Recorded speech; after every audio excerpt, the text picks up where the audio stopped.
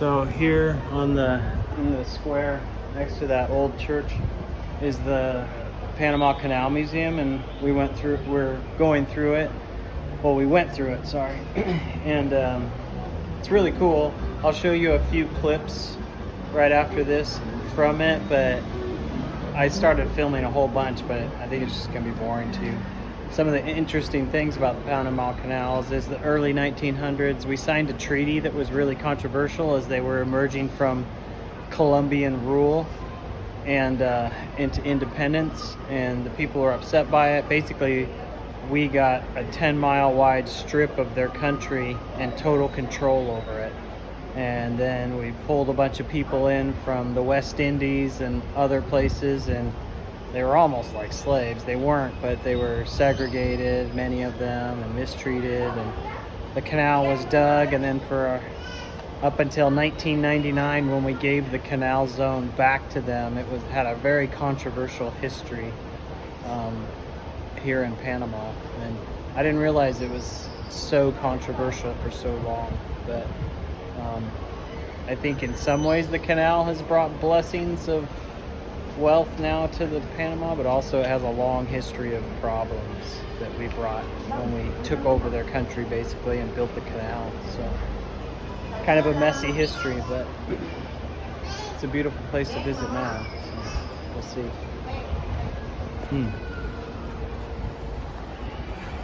And here's the museum from the outside. It's really pretty.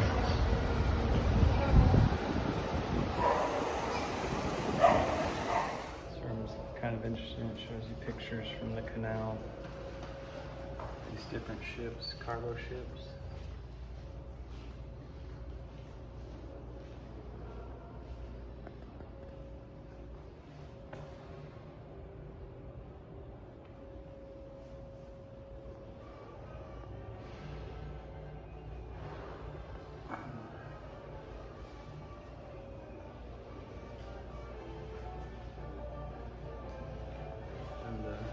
The gates or the locks.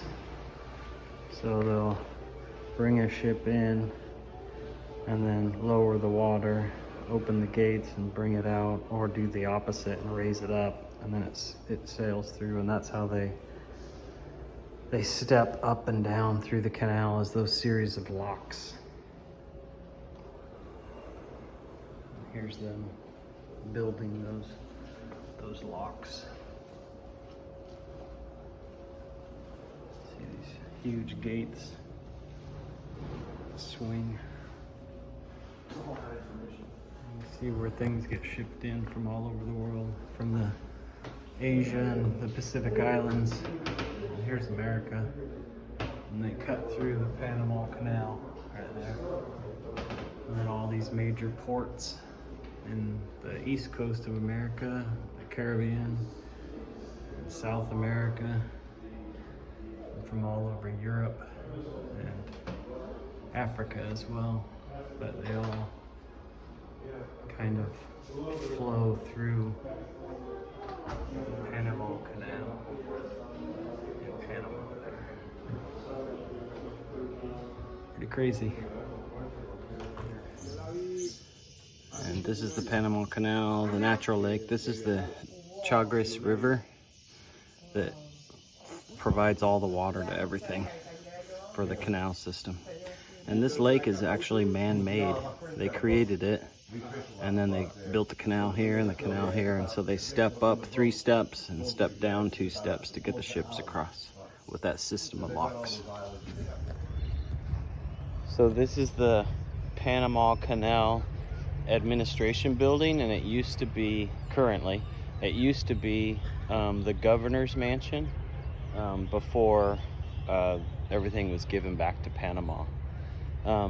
Also, I saw on somebody else's video, they filmed it from right here.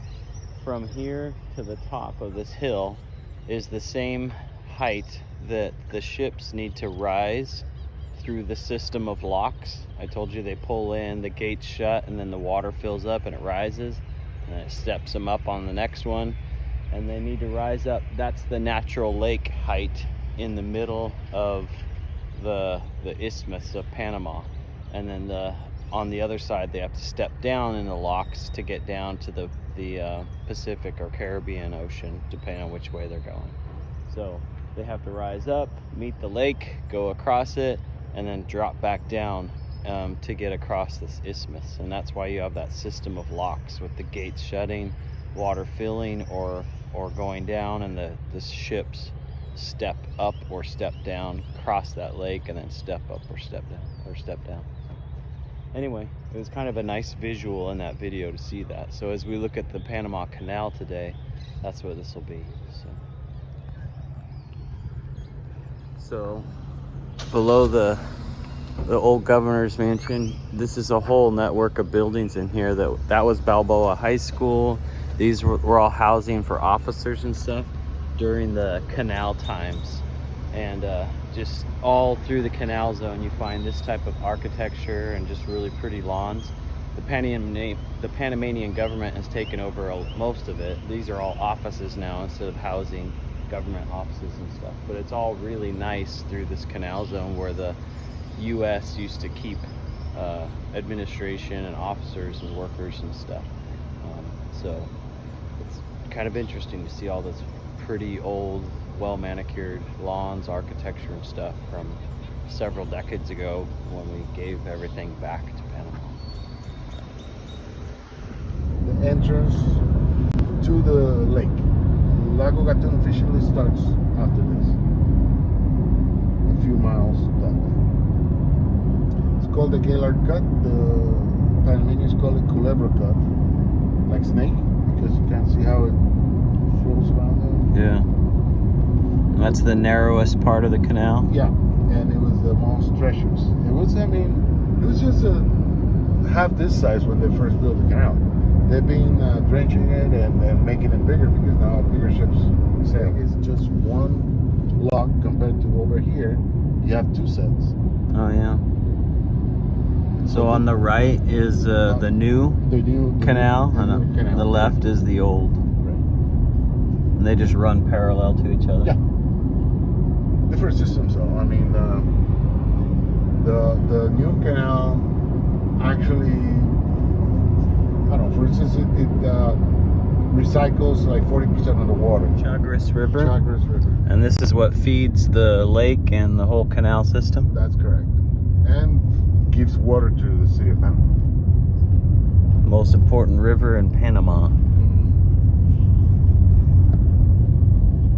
So they blew up here. So they blew up this bridge, and that created the... Yeah, they started filling up that way. There's actually good documentaries on it in YouTube. Okay, we're at the Miraflores Panama Canal Visitor Center. So we're gonna go in there and do the tour and show you some parts of the canal and stuff. It's kind of interesting. So there's a massive control room like you would see in an airport of the control of the canal.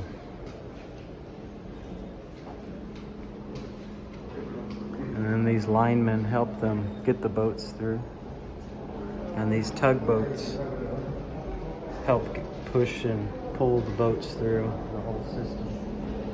And you have to, your pilot turns over control, the captain turns over control of the ship, and they have canal pilots that come in and take the boat through the canal. You can't pilot it through on your own as a boat captain. Up the escalators. Be careful, don't fall. Here's the canal. We'll see it from the outside in a minute, but this is a lock with those big gates and one of those steps. So I'll show you that in a second. They have these dredging ships that work the canals, and they can dig down just like you would with a... And then they have these different canal ships that have those big metal containers on them, or these plastic type containers. So, and you can see how they push and pull the boats through. Come through.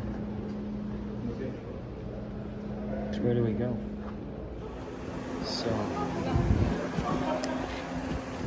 they would open those gates there and let a ship in,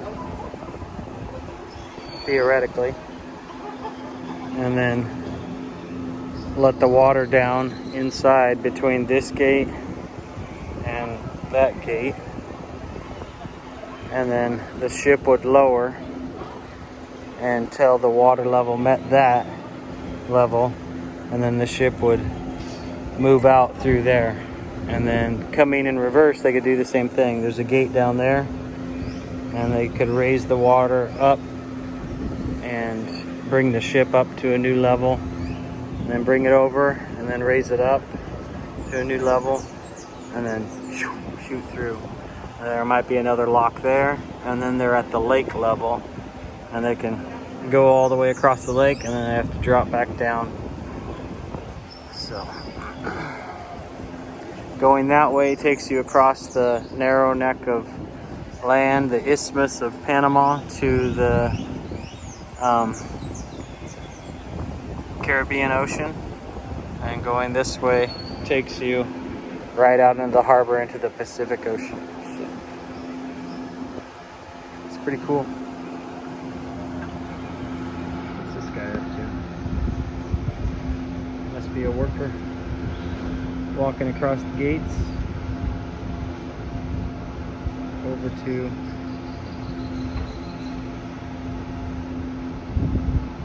that building there.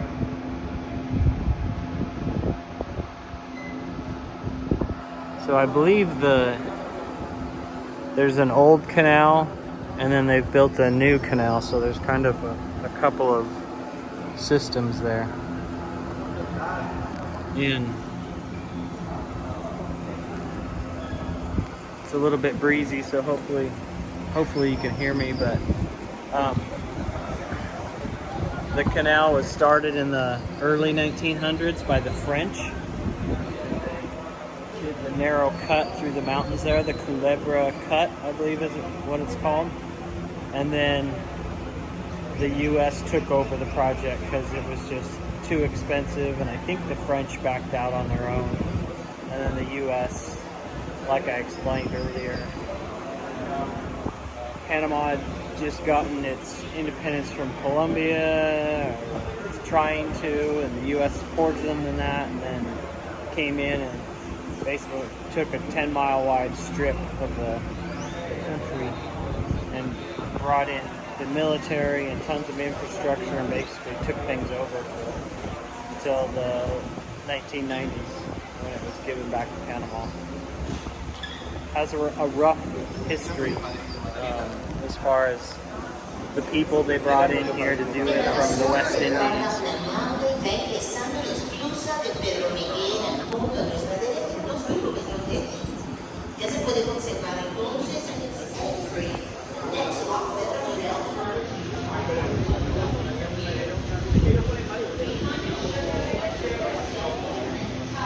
So you can see some water squirting through. So those doors don't seal completely, and I don't know if that's intentional so they can keep water flowing, so it doesn't just keep piling up behind it. I'm assuming it's intentional. And then it has a bigger release on this side, you can see.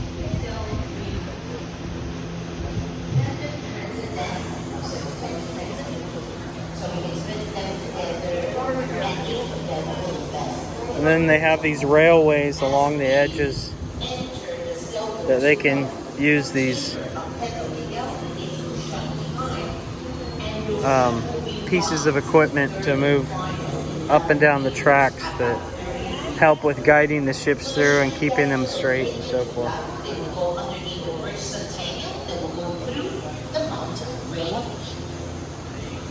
And the vessels then in the afternoon will be connected to the rocks that we have all on that mountain. The two and the one ladder. So the vessels will be sailing through the central mountain range of our isthmus. The latitude is positioned 27 meters from 87 feet.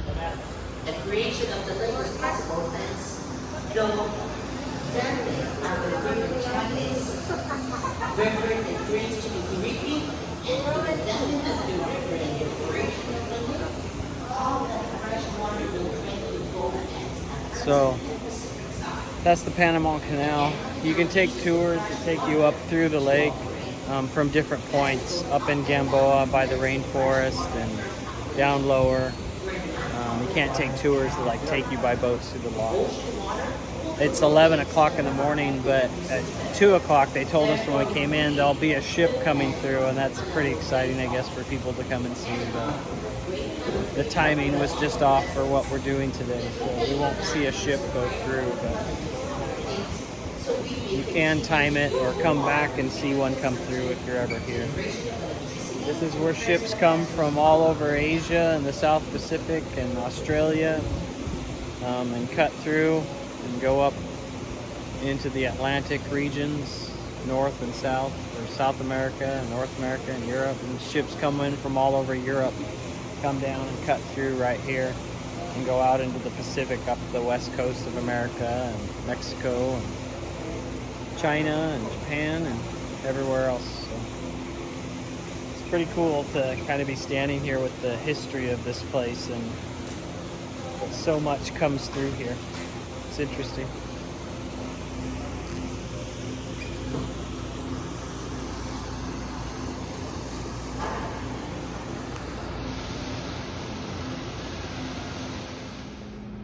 So these are the massive ships that they'd bring through here with those big metal shipping containers that you put on the back of semi trucks and haul them all over. But they just pick them off with cranes. But they can move these giant ships through the canal locks, which is pretty incredible. You keep them from slamming around. Someone told us that those canal walls are built so well that even if a ship does hit them, it hurts the ship, not the walls. That's how well built those locks are. It's kind of interesting.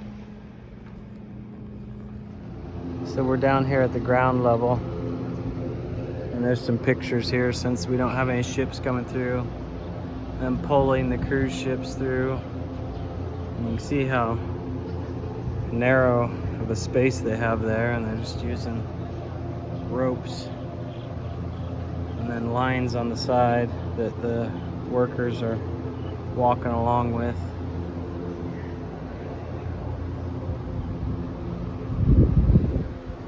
There's a big cargo ship coming through, and there's the machine that runs on those tracks, and it has lines coming through to make sure it stays centered and it's pulling through.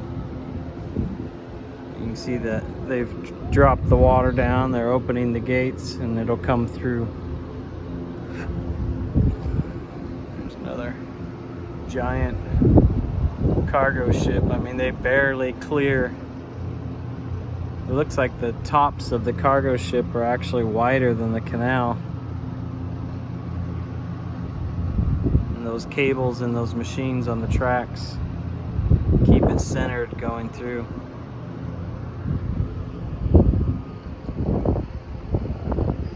Another shot.